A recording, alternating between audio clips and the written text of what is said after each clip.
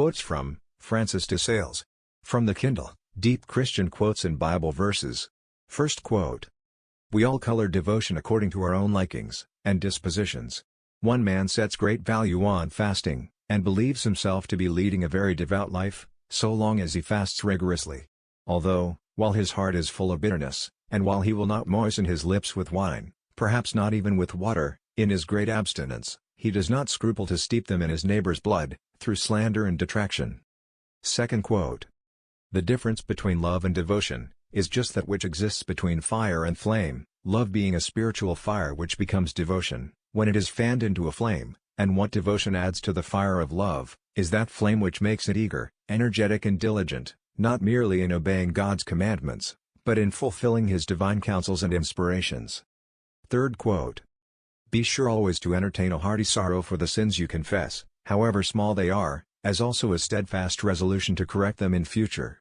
Some people go on confessing venial sins out of mere habit, and conventionally, without making any effort to correct them, thereby losing a great deal of spiritual good.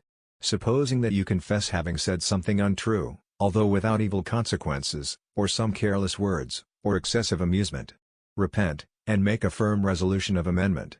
It is a mere abuse to confess any sin whatever, be it mortal or venial, without intending to put it altogether away, that being the express object of confession. Fourth quote. If, when stung by slander or ill nature, we wax proud and swell with anger, it is a proof that our gentleness and humility are unreal, and mere artificial show. Fifth quote.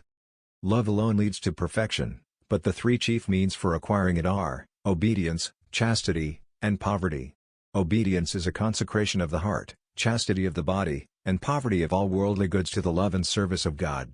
These are the three members of the spiritual cross, and all three must be raised upon the fourth, which is humility. Sixth quote. Vigorously resist all tendencies to melancholy, and although all you do may seem to be done coldly, wearily and indifferently, do not give in. The enemy strives to make us languid in doing good by depression, but when he sees that we do not cease our efforts to work, and that those efforts become all the more earnest, by reason of their being made in resistance to him, he leaves off troubling us. Thanks.